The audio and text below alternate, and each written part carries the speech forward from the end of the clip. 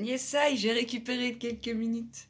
Non, parce qu'en fait, quand je lance une vidéo, bonjour, j'espère que tu vas bien. Quand je lance une vidéo, je vois le temps qui met que j'ai disponible. Du coup, nous avons 14 minutes 18, mais je vais essayer de faire moins. Parce que j'ai pas du tout envie de me mettre la rate au courbouillon puis de compter le temps qui passe. Mais j'étais en train de bosser, d'œuvrer, de m'amuser à... Ah ouais, ça va être intéressant ce que je vais dire parce qu'il y a plusieurs choses dedans. Je suis en train de mettre en place avec une amie des ateliers en présentiel. Et peut-être qu'avant, il va falloir faire des conférences. Et du coup, je suis en train de préparer le contenu des conférences, en train de gratter ma plume virtuelle sur l'ordinateur. D'ailleurs, j'aime à te partager ça parce que quand je suis en train de faire ça, je suis juste en train de kiffer. C'est quelque chose qui ne me demande pas d'effort dans le sens où faut que je te raconte qu'avant, il y a 15 jours, 3 semaines de ça, c'était vraiment quelque chose en mode « Oh là là !» Enfin, c'était plutôt pour investir l'espace yoga durée en entreprise. Et « Oh là là, faut que je le fasse, ce serait bien, comme ça, financièrement parlant, blablabli, blablabli, blablabla. » Et en fait, je sentais qu'en moi... non mais pas du tout, quoi. J'ai pas du tout envie d'aller me vendre. Et j'ai fait une séance en méthode PIT avec une amie, où la polarité qui était associée à ma problématique, c'était plutôt être vue. Ouais, c'est ça, être vue et ne pas être vue pour ce que je suis, tu vois. Enfin bref, qu'importe. On a fait un nettoyage, on a bougé les lignes en interne. Du coup, ma réalité intérieure s'en retrouve modifiée. Ma croyance limitante et tout mon support émotionnel qui bloquait ce canal que je suis pour accéder à quelque chose de plus juste pour moi, a été fou. Du coup, après, j'ai pu, je te jure, j'ai pu m'asseoir sur mon bureau et puis bosser. Genre en mode, j'ai préparé des devis et tout, hein, le truc que jamais de la vie j'aurais pu me dire, je vais faire ça un jour, tu vois.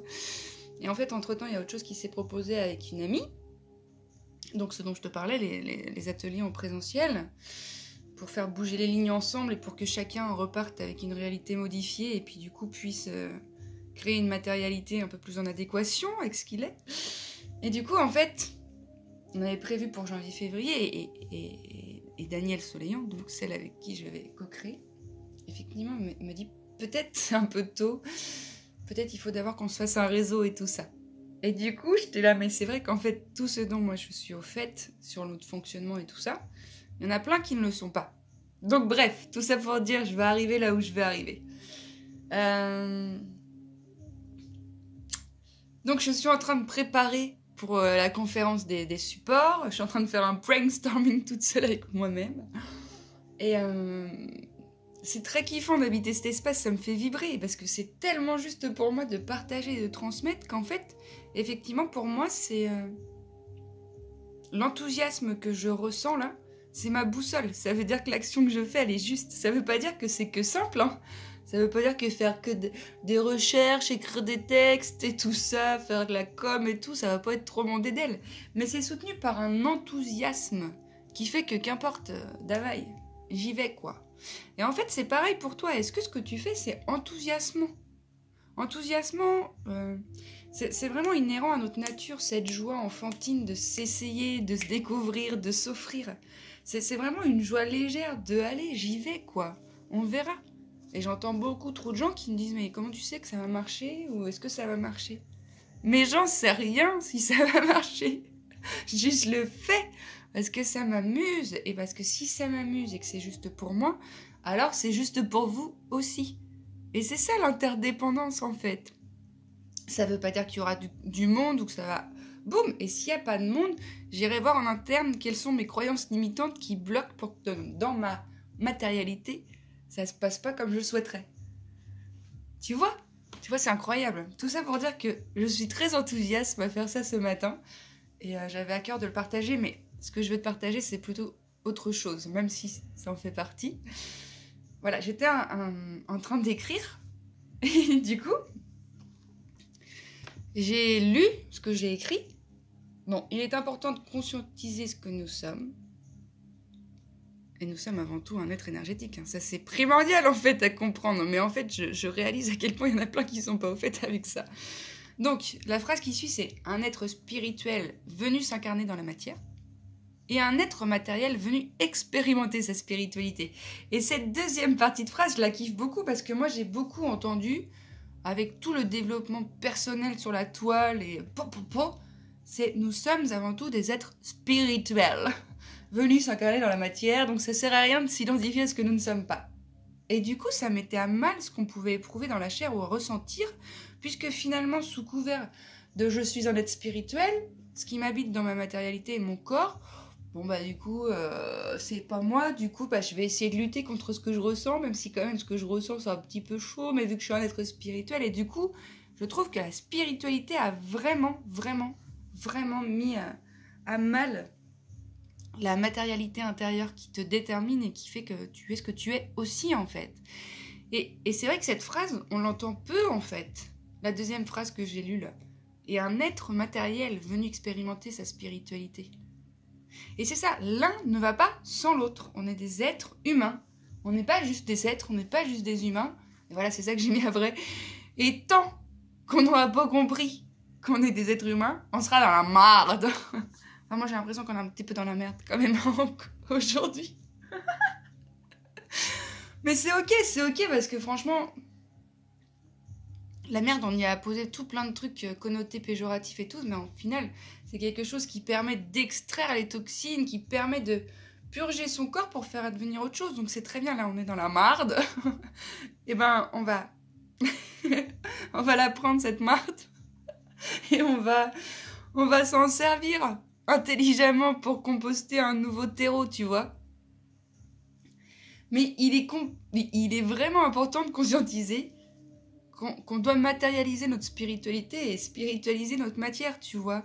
C'est l'un... Enfin, franchement, je le répète, je suis désolée, mais l'un ne va pas sans l'autre. Et je vois un gros écueil dans la spiritualité des personnes qui, effectivement, sous couvert de pratiques dites spirituelles, ont accès à des espaces plus vastes, mais qui ne sont pas dans leur chair ni dans leur corps, ou qui font des pratiques depuis des espaces. Il faut les faire parce que je sais pas qui, je sais pas quoi a dit que... Mais en fait, mais moi j'ai compris, hein, tu vois, même le yoga en fait. En fait, tout, je dis même le yoga, mais tout. Tout peut être fait de 1001 façons différentes, mais surtout de 2 façons. Est-ce que t'es présent ou est-ce que t'es absent? Voilà, et ça c'est un truc de ouf, tu vois. Est-ce que t'es présent à ce que tu fais? Est-ce que t'es là dans ton corps? Est-ce que tu ressens les sensations que ça fait quand tu le fais? Est-ce que t'accompagnes avec douceur ce qui se goûte dans ton corps? Si c'est une émotion, est-ce que tu la reçois? Si c'est une sensation physique, est-ce que tu fais en sorte de la soutenir? Et tout ça, en fait, j'observe, c'est un truc de ouf, là. Moi, je me suis inscrite à un cours de yoga en ligne. Enfin, j'ai pris un module, là. Pour mes hanches, parce que, en ce moment, se révèlent des informations au niveau de mes hanches. Ça fait des années que, physiquement, je vois que dans cet espace, c'est contraint. Mais là, il semblerait que ce soit l'heure de la rencontre en interne avec cette partie de moi, tu vois. Donc, je suis à un programme d'une nana qui fait des cours de yoga pour les hanches. C'est un bijou, c'est une merveille. Elle est d'une douceur incommensurable. Et elle explique qu'on ne fait pas du yoga pour s'assouplir à tout prix et dire « Regarde, je fais du yoga, je fais le tri yoga. » Non, laisse tomber. Non, on fait du yoga pour offrir à son corps un espace de rencontre avec lui-même. Bah, je te jure que les hanches, qui sont quand même une articulation très importante dans le corps, dans le sens où c'est celle qui, soit va permettre, dans la mise en... quand tu es en danger, la fuite, soit qui, au contraire, quand tu es en danger, va te permettre de te mettre en position fétale. Donc c'est vraiment une zone très importante, hein, les hanches, avec l'énergie sexuelle et tout ça. Enfin bref, ça, c'est pas le but de cette capsule-là. On va rester focus sur... Qu'est-ce que je disais? Ah ouais. Et du coup, ben, fait de cette façon-là, c'est complètement différent, tu vois. Quand je fais en présence et que je ressens dans mes hanches que c'est tendu du feu de Dieu et que je respire dedans, alors peut-être j'ai des émotions qui remontent, des larmes, je sais même pas d'où ça vient, mais je suis présente à ce qui se passe et du coup, je peux goûter à un état d'être magnifique. Et du coup, ça c'est en présence. Si je fais de façon absente, parce que tous les jours j'ai dit que je faisais yoga parce qu'il faut cultiver un corps énergétique, souple et musclé, parce qu'on vit dans une société de marde, qui a véhiculé des idées de marde, bah c'est pas du tout fait depuis le même espace, tu vois. Mais tu peux aussi le faire tous les jours en étant présent, c'est ça que qui est incroyable. Je ne suis pas en train de juger ni faire d'amalgame. Il faut juste s'interroger. Est-ce que tu fais les choses en ta présence ou plutôt en mode automatique? Voilà, c'est ça, mais il n'y a même pas de jugement à poser. Si tu es là en mode automatique, c'est ok. C'est qu'il y a des espaces qui ont besoin d'être récupérés. Mais ça se révélera à toi-même quand ce sera le moment. Mais déjà, d'en prendre conscience, ça va peut-être changer la donne, tu vois. Donc voilà, cette phrase, je voulais vraiment te la partager parce que je la trouve capitale, en fait. Un être spirituel venu s'incarner dans la matière et un être matériel venu expérimenter sa spiritualité. On a besoin des deux pour créer dans la matière et pour être en accord avec l'intérieur. Alors, tout part de l'intérieur, je suis d'accord, et la matière n'est que le reflet, mais du coup, on se sert de la forme extérieure pour faire en sorte que notre élan, notre signature énergétique, ce que nous sommes, notre lumière, en fait, nous traverse et s'offre au monde, parce que c'est ça dont le monde a besoin, que chacun offre sa lumière. Et après, on va composer un magnifique puzzle, un soleil, qui est l'humanité. Bon là, j'avoue, il manque quelques pièces au puzzle, mais de toute façon, avec les conditions actuelles énergétiques et tout ce qui se goûte, ça ne fait que nous pousser à récupérer notre propre pièce de puzzle, se familiariser avec, l'honorer, la respecter pour ensuite l'offrir. Mais ouais, en ce moment, il se passe des trucs. C'est fort, hein. Donc voilà, je voulais vraiment te dire ça, tu vois. Ouais, c'est ça. Mais parce que moi, je trouve que c'est important, en fait, de comprendre comment tu fonctionnes. Si tu ne sais pas comment tu fonctionnes, ça va être compliqué. C'est vrai, imagine, moi, je te mets un...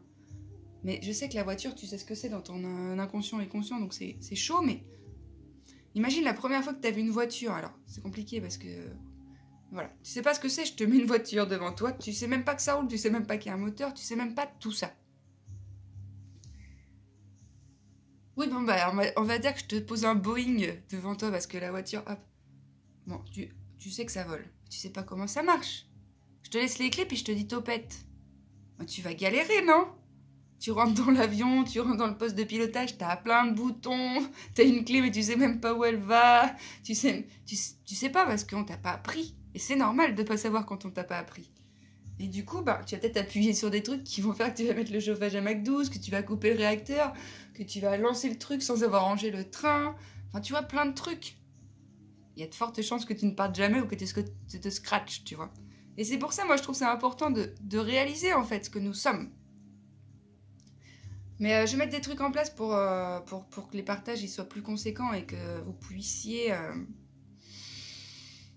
ramener chez vous des pratiques. Alors, je ne sais pas quelle forme ça prendra, je ne sais pas si, je ne sais pas ça, je ne sais pas fa, je ne sais pas sol, je ne sais pas ré, mais qu'importe. 13 minutes 4, il nous reste donc 1 minute et 10 secondes pour te souhaiter bon courage, je peux te partager un petit yogiti. La vie est un don, l'expérience en est la beauté. Odo, c'est la plus belle chose du monde, tu sais. Tu peux prendre soin de toi, parce que si tu prends pas soin de toi, qui fera? Allez, je te fais un gros bisou, bon courage et à bientôt.